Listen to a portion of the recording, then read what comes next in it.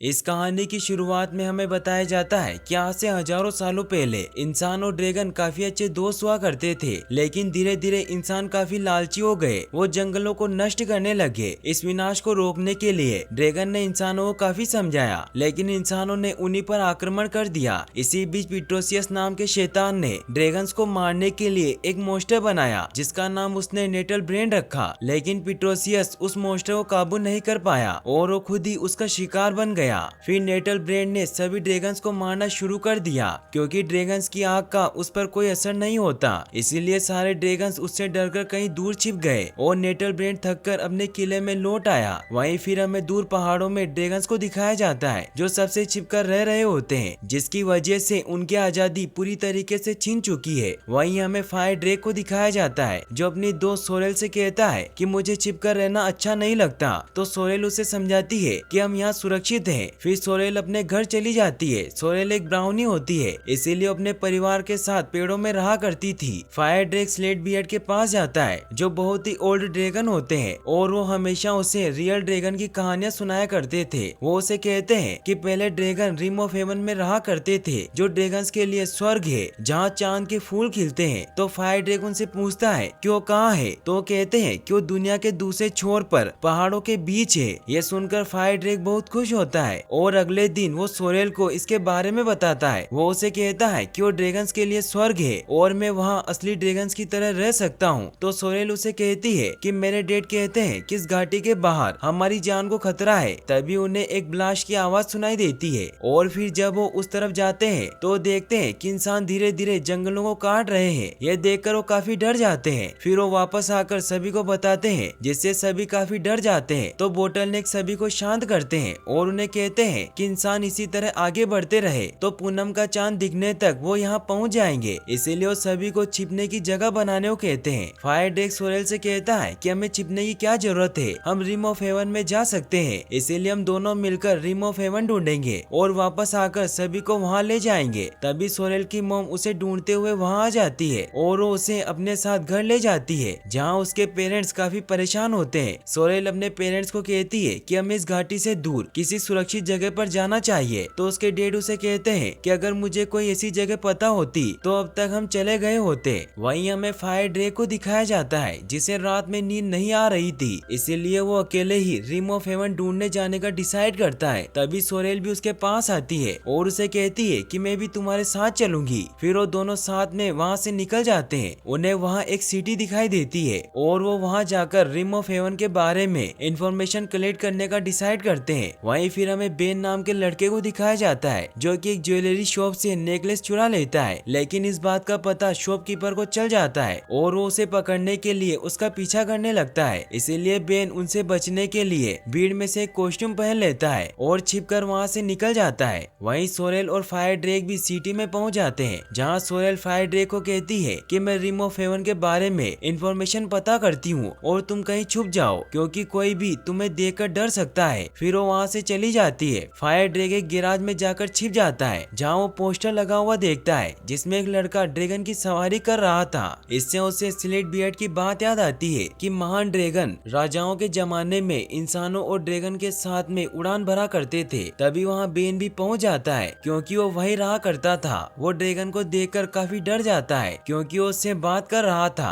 Fire drag उसे कहता है कि पोस्टर में जो है वो तुम ही हो। तो बेन भी खुद को बचाने के लिए उसे झूठ कहता है कि वो मैं ही हूँ, ड्रैगन राइडर। तो फायर ड्रैग उससे पूछता है कि राइडर क्या होता है। तो वो उसे बताता है कि वो ड्रैगन की सवारी करता है और वो ड्रैगन का काफी अच्छा दोस्त होता है। इससे फायर ड्रैग बहुत खुश हो जाता है और वो उसे कहता है कि क्या तुम मेरी रिम ऑफ हेवन ढूंढने में मदद करोगे। तभी वहाँ सोरेल भी आ जाती है और वो बेन को देखकर काफी डर जाती है। वो फायर ड्रैग पर बहुत गुस्सा होती है कि मैंने तुम्हें मना किया था कि इंसानों से दूर रहना। तो वो कहता है कि तुम गलत समझ रही हो, ये हमारी रिम ऑफ हेवन ढूंढने में मदद करेगा। तो सोरेल उसे कहती है कि ये झूठा और मक्कार है, क्योंकि सारे इंसान ऐसे ही होते हैं। तभी बेन देखता है कि पुलिस उसे पकड़ने के लिए बाहर आ गई है, इसीलिए वो खुद को बचाने के लिए फायर ड्रैग को कहता है कि मैं तो तुम्हारी मदद करना चाहता हूँ। तो फायर ड्रैग सोरेल को कहता है कि तुम जिद मत करो। फिर वो तीनों वहाँ से निकल जाते हैं। सभी पुलिस ऑफिसर ड्रैगन को देखकर काफी डर जाते हैं। फायर ड्रैग बेन से पूछता है कि हमें रिम ऑफ हेवन जाना है, जो दुनिया के दूसरे छोर पर है। इससे बेन काफी डर जाता है और वो उसे नीचे उतारने को कहता है। फायर ड्रैग उसे नीचे उतार देता है और उसे कहता है कि तुम तो हमारी मदद करने वाले थे, लेकिन वो उसकी बात सुने बगैर ही वहाँ से चला जाता है। तभी वहाँ सोरेल को किसी के आने की आवाज आती है, इसीलिए वो फायर ड्रैग को वहाँ छुपा देती है। तभी वहाँ 3 बौने मजदूर आते हैं। सोरेल उन्हें कहती है कि तुम कौन हो, तो वो कहते हैं कि हम तो यहाँ से गुजर रहे थे। तभी वो फायर ड्रैग को देख लेते हैं। वो उसे देखकर बहुत खुश होते हैं, लेकिन तभी उनमें से एक आदमी बहाना बनाकर वहाँ से भाग जाता है। वो 2 बौने उसे पूछते हैं कि तुम कहाँ जा रहे हो, तो फायर ड्रैग उन्हें भी बता देता है कि हम रिम ऑफ हेवन जा रहे हैं। तो वो कहते हैं कि वो उस जगह है जहाँ पूरा पश्चिम से मिलता है। साथ ही वो उससे ये भी बताते हैं कि कहानी के मुताबिक जिस दिन रिम ऑफ हेवन मिल जाएगा तब चांदी सोने से भी महंगी हो जाएगी। बेन भी छिपकर उनकी ये बातें सुन रहा होता है और वो सोना और चांदी की बात सुनकर बहुत खुश होता है कि अगर मुझे ढेर सारा सोना चांदी मिल जाए तो मुझे कभी भी चोरी नहीं करनी पड़ेगी। वहीं फायर ड्रैग उन्हें कहता है कि मुझे वहाँ जाने का रास्ता ढूंढना है, तो बोने वहाँ से चले जाते हैं। तभी बेन वापस उनके पास आ जाता है और उसे कहता है कि हम मिलकर रिम ऑफ हेवन को ढूंढेंगे। तो सोरेल और बेन के बीच लड़ाई हो जाती है, क्योंकि सोरेल को उस पर विश्वास नहीं था और वो उसे कहती है कि तुम झूठे और दगाबाज हो। तभी फायर ड्रैग को वहाँ एक किला दिखाई देता है। वहीं हमें उस बोने को दिखाया जाता है जो वहाँ से भाग गया था, जिसका नाम ग्रेवल बियर्ड होता है। वो एक महल की तरफ खुशी से भागता हुआ जा रहा होता है। वहीं फिर हमें किले में नेटल ब्रेंड को दिखाया जाता है, जो अपने एक सर्वेंट ट्विंगलैंग के साथ 500 सालों से यही रह रहा था। तभी ग्रेवल बियर्ड उसके पास आता है और उसे बताता है कि मैंने पहाड़ी पर एक मोटा सा सिल्वर ड्रैगन देखा। तो नेटल ब्रेंड इससे काफी खुश हो जाता है। फिर उसका शिकार करने के लिए उस तरफ निकल जाते हैं। वहीं फायर ड्रैग भी किले को देख रहा होता है और उसे भी एहसास हो जाता है कि कोई हमारी तरफ ही आ रहा है, इसीलिए वो तीनों वहाँ से निकल जाते हैं। नेटल ब्रेंड जब वहाँ पहुँचता है तो वो देखता है कि फायर ड्रैग वहाँ से उड़ गया है, इसीलिए उनका पीछा करने के लिए ट्विंगलैंग को भेजता है और उसे कहता है कि तुम वीडियो कॉल के जरिए मुझे सारी इन्फॉर्मेशन देना। वो कोए पर बैठकर वहाँ से निकल जाता है। वहीं घाटी में सभी लोग फायर ड्रैग और सोरेल को ढूंढ रहे होते हैं, लेकिन उन्हें वो नहीं मिलते। वहीं फायर ड्रैग और बाकी सब पूर्व की तरफ बढ़ रहे होते हैं। तभी वो एक तूफान में फंस जाते हैं, जिसकी वजह से वो सभी नीचे गिरकर बेहोश हो जाते हैं। फिर हमें दिखाया जाता है कि बेन की जब आँख खुलती है तो रेगिस्तान में होता है और सोरेल भी वहीं होती है, लेकिन उन्हें फायर ड्रैग कहीं नजर नहीं आता। वो उसे ढूंढते हुए खंडर में पहुंचते हैं जहां फायर ड्रैग बेहोश पड़ा होता है। तभी वहां कोई दूसरा क्रिएचर आ जाता है, जिससे डरकर बेन फायर ड्रैग को उठाता है और वो उस क्रिएचर को चुनौती देता है, क्योंकि उसे नहीं पता था कि फायर ड्रैग आग नहीं उगल सकता। इसीलिए जब वो फायर ड्रैग को उस पर आग उगलने को कहता है तो उसके मुंह से सिर्फ चिंगारियां निकलती है, जिससे वो क्रिएचर उनके ऊपर हमला कर देता है। लेकिन बेन और सोरेल उसका डटकर सामना करते हैं, मगर उसे जीत नहीं पाते। तभी वहाँ प्रोफेसर बारबेनस आकर उन्हें बचा लेते हैं, क्योंकि वो जानवर खुद को मिरर में देखने से फ्रीज हो जाते थे। बारबेनस सिल्वर ड्रैगन को देखकर बहुत खुश होता है और उसे कहता है कि ये बड़े अनोखे होते हैं। तो बेन कहता है कि ये ज्यादा ही अनोखा है, क्योंकि इसे आग उगलना भी नहीं आता।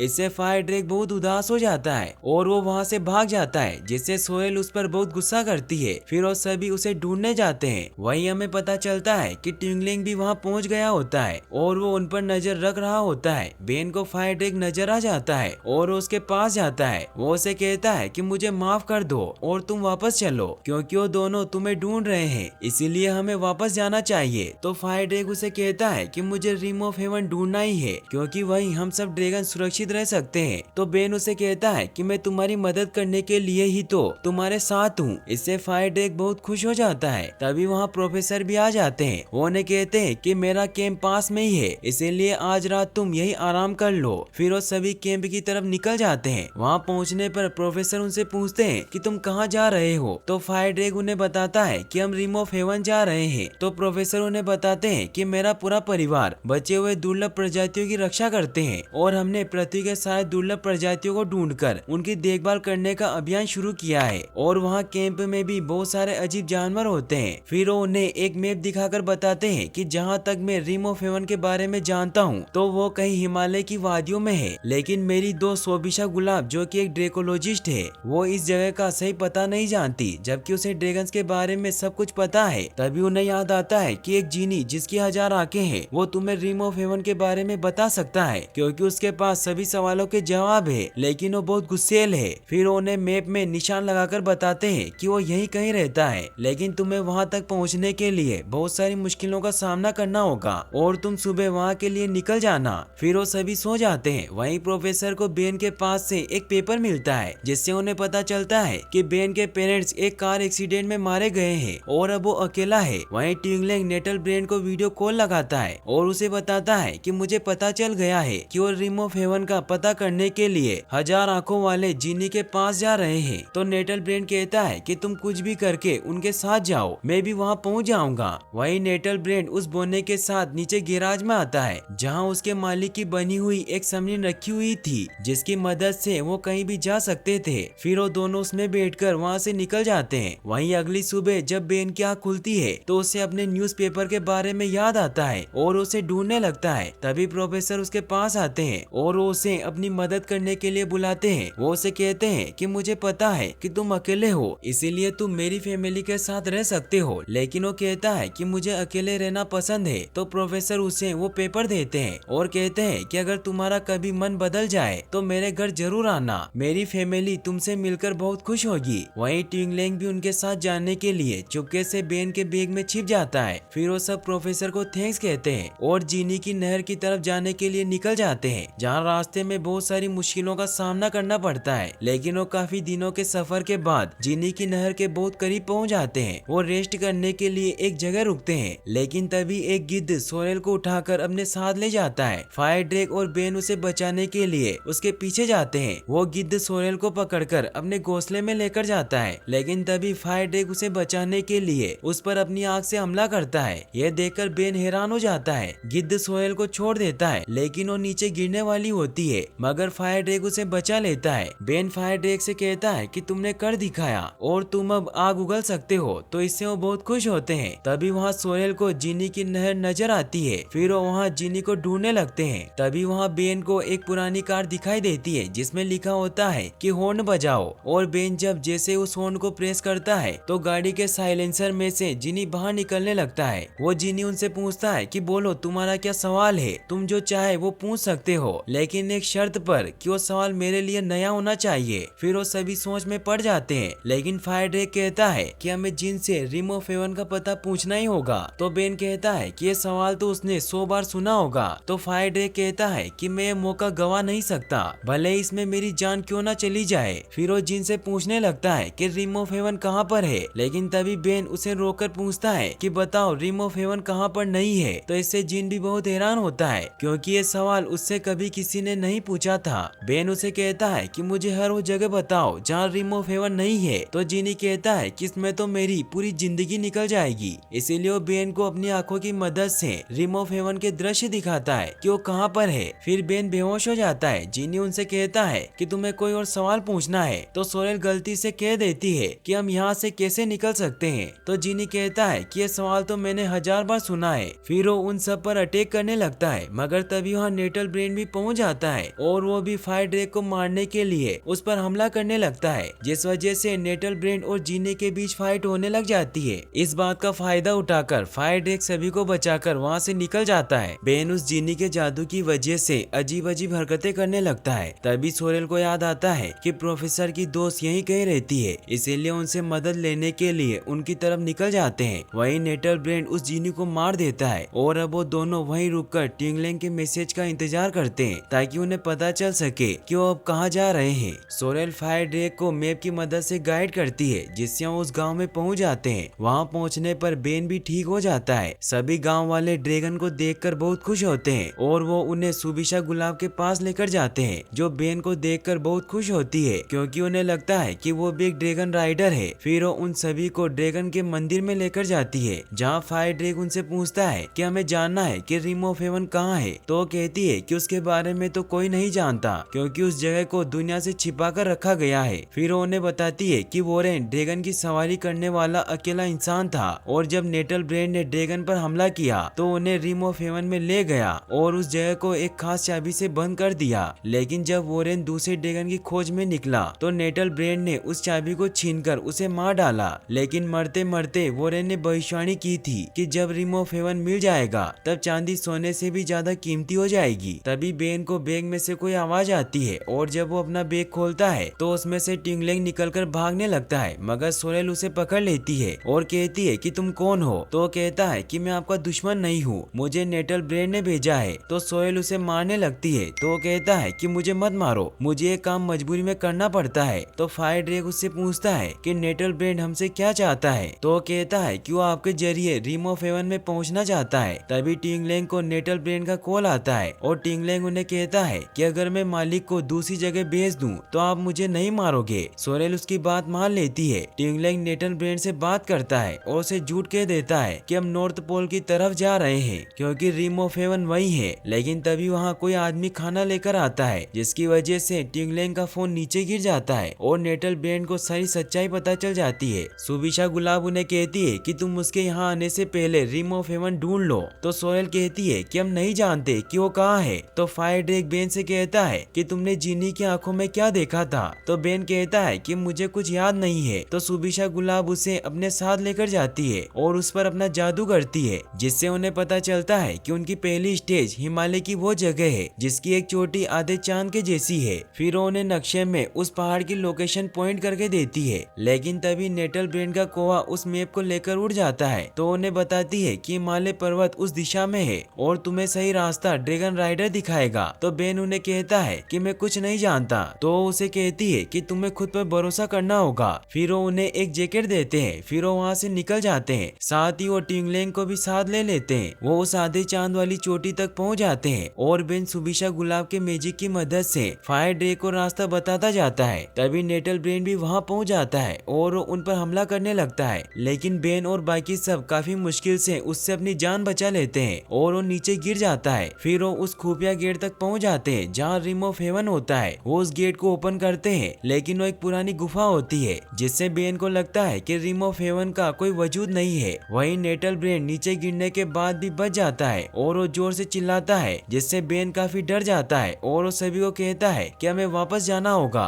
तो फायर ड्रैग उसे कहता है कि मैं कहीं नहीं जाऊंगा जब तक मुझे रिम ऑफ हेवन नहीं मिल जाता। तो बेन उसे कहता है कि रिम ऑफ हेवन जैसी कोई जगह नहीं है, इसीलिए हमें यहाँ से जाना होगा। लेकिन फायर ड्रैग उसे कहता है कि हम ऐसे हार नहीं मान सकते। तो बेन उसकी नहीं सुनता और अकेले ही वहाँ से चला जाता है। बेन बाहर आता है तभी उसे नेटल ब्रेन के आने की आवाज आती है, इसीलिए वो एक टीले के पीछे छिप जाता है जिससे नेटल ब्रेन उन्हें नहीं देख पाता और वो सिल्वर ड्रैगन की तरफ बढ़ जाता है। तभी बेन देखता है कि नेटल ब्रेन गोल्ड का है क्योंकि उसके जो पार्ट्स टूटे थे वो गोल्ड के थे। इससे उसे वो भविष्यवाणी याद आती है। वहीं नेटल ब्रेन सिल्वर ड्रैगन को मारने के लिए उस गुफा में आ जाता है। यह देखकर सोहेल उसे कहती है कि हमें कुछ भी करके यहाँ से निकलना होगा। तो फायर ड्रैग कहता है कि मैं अब नहीं भाग सकता, मुझे अपनी पूरी ड्रैगन प्रजाति के लिए लड़ना ही होगा। फिर वो नेटल ब्रेन से लड़ने के लिए उसके सामने आ जाता है मगर नेटल ब्रेन बहुत ही ताकतवर होता है, इसीलिए वो फायर ड्रैग को मारने लगता है। बेन भी वहाँ पहुँच जाता है और उन्हें कहता है कि मुझे वो भविष्यवाणी समझ आ गई, इसका मतलब ये है कि वो सोना है और तुम चांदी, इसीलिए तुम्हें उसे हराना होगा।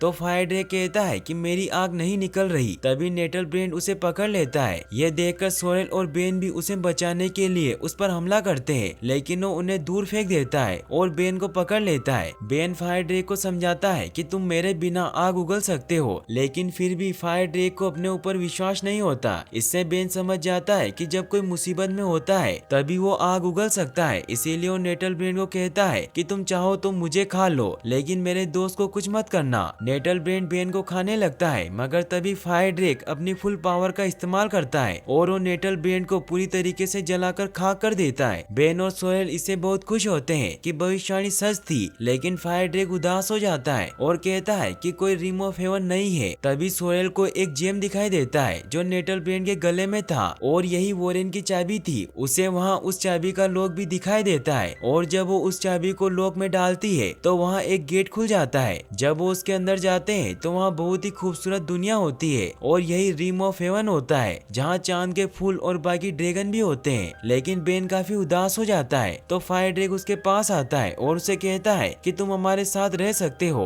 और चाहो तो वापस जा सकते हो। तो बेन को प्रोफेसर के बारे में याद आता है और उन्हें कहता है कि मैं प्रोफेसर के साथ रह सकता हूँ और उनकी जानवरों को बचाने में मदद कर सकता हूँ। इससे वो भी बहुत खुश होता है। तभी टिंगलेंग भी वहाँ आता है और उन्हें कहता है कि मेरा क्या होगा। तो बेन उसे कहता है कि तुम भी मेरे साथ आ सकते हो क्योंकि मुझे पूरा विश्वास है कि प्रोफेसर तुम्हें देखकर बहुत खुश होंगे। फिर फायर ड्रैग कहता है कि मुझे अपने परिवार को यहाँ लाना है, इसीलिए हमें जल्दी चलना होगा। फिर वो वहाँ से निकल जाते हैं। वहीं हमें घाटी में सभी ड्रैगन को दिखाया जाता है, जहां उन्हें लगता है कि इंसानों ने फायर ड्रैग और सोरेल को मार दिया है, इसीलिए वो सब उन पर अटैक करने की तैयारी कर रहे होते हैं। लेकिन तभी फायर ड्रैग और सोरेल वहां आ जाते हैं। वो सब उन्हें जिंदा देखकर बहुत खुश होते हैं। फिर फायर ड्रैग उन्हें कहता है कि हम रिम ऑफ हेवन ढूंढने गए थे और हमने वो जगह ढूंढ ली। फिर उन्हें सबूत के तौर पर चांद के फूल दिखाते हैं। बोटल नेक उसे कहते हैं कि हमें लगा था कि इंसानों ने तुम्हें मार दिया। तो फायर ड्रैग उन्हें कहता है कि जैसा हम सोचते हैं सारे इंसान वैसे नहीं होते,